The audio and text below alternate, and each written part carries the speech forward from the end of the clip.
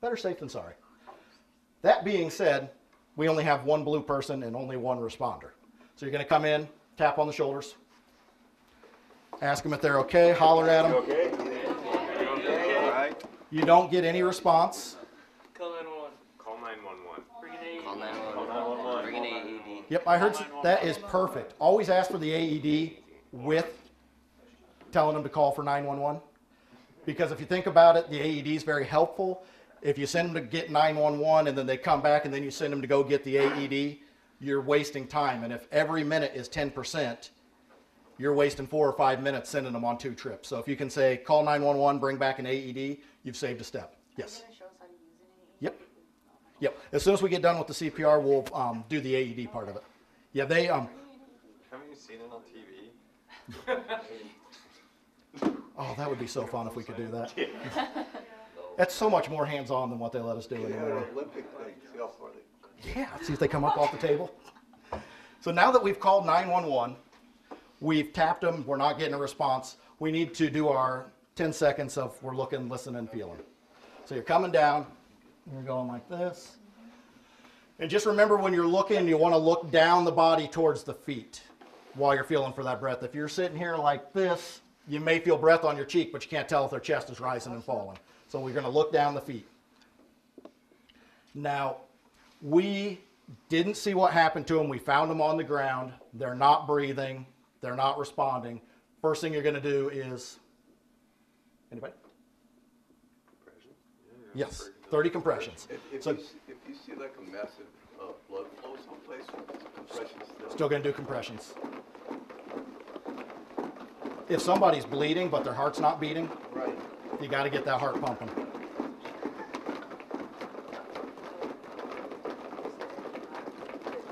And it also is helpful if you can count out loud. It'll keep you on a rhythm and a pace. But at the same time, if EMS is coming up here, they know you're on the 2nd floor. If they don't hear anything, they're going to be checking room to room to get to you. If they hear you counting, they're going to be able to narrow down the sound and get to you quicker.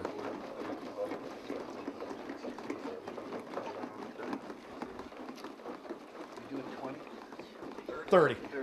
30 compressions, 2 breaths. Going 2 inches deep.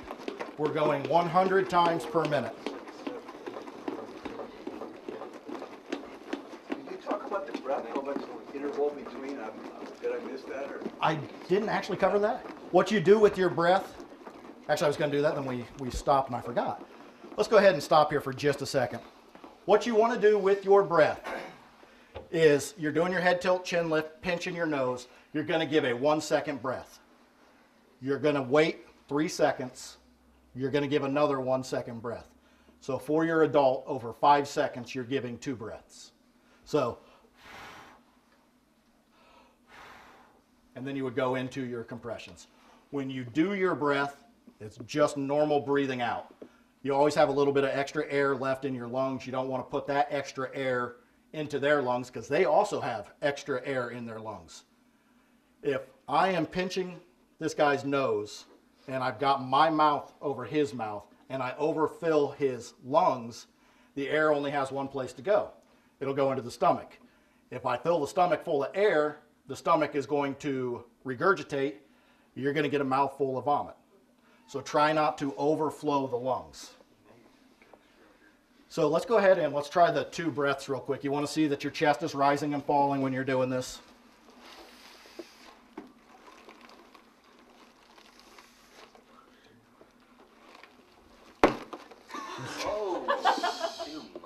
See, he vomited. Did I just get regurgitated? You did. You just got a mouthful of ravioli. Oh, man. That kind of That's scared, what happens. that scared me. It happens to everybody. I wanted him to come back, man. Did everybody feel comfortable with that, aside from them popping out at you? Killing the guy. So that's going to be your breaths. Again, about 5 seconds, you'll do your 2 breaths. So let's go ahead and we'll start from the beginning again where we're going to do the check, call, care. Again. So we got our blue victim, and it's just us, and we're going to save their life. Are you okay? Hey, are you okay? Call 911. Call 911. Don't forget to do your 10-second look first. Oh, we all failed. Because they may have just been unconscious, but they were breathing. What do you do?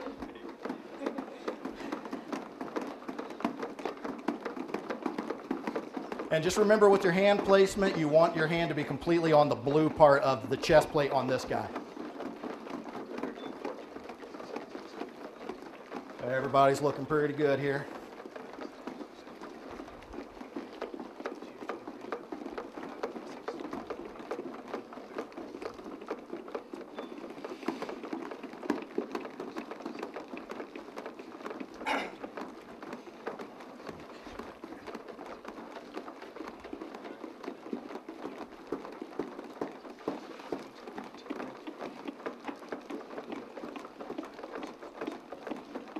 You should also notice when you're doing your CPR, if you're looking at your victim, their neck is going to be blue and gray, but as you start doing your compressions, it's going to start to pink up a little bit and the face will start to pink up.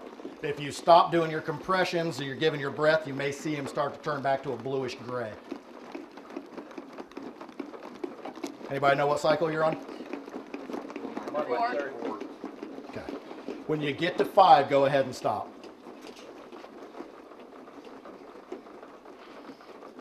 Is that hurting your hand a little bit? One thing that you can do, if it's hurting your hand, do one hand and do like a plunger and grab your wrist. It's like, I think Or I you was can, catching on okay. there. You can also switch your hand up if you need to. You can do different hand placements, whatever feels a little bit better. If one arm wears out, go to the other one. Okay. So it's not, you don't have to use one specific hand. So if you don't have an AED and you get through your 5 breaths and you're waiting for someone to come, do you keep doing it Yep, once you start CPR, you never stop doing it. even if you do your 5? Yeah, Until he shows up. yes, Or you pass out? that's right. And then I get to resuscitate 2 people. But yeah, if there's not an AED, you're going to continue to do this. And also if the AED tells you that you don't need it, because the AED will tell you if it's needed or not, then you would just do CPR. Always err with CPR. Does everybody feel comfortable with doing that? How do you know when you made progress in this process? They're alive. You Start don't. breathing? They may start breathing But you're not typically. really looking for it though at this point, right? No, you're not. Once you start, you're never looking for the signs of life again, unless you're doing the unconscious choker. Okay. So yeah, you could, if you wanted to, again, Red Cross doesn't really teach it, but if you're looking for a pulse, you would go in the neck, you got your throat right here, you just go off to the side a little bit and you should be able to feel a pulse. The reason that they're not teaching that is some people don't know if they're feeling it, they may feel it, they may not, so they don't do the compressions. And even if you feel a pulse and it's only 30 a minute, you still would probably want to do compressions. So if somebody even feels like one bump, they may be like, oh, I got a pulse. So that's kind of why we're not teaching a pulse.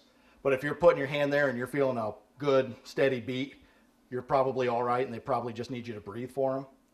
But if you're not feeling anything when you're feeling for a pulse, then you definitely want to get directly into chest compressions.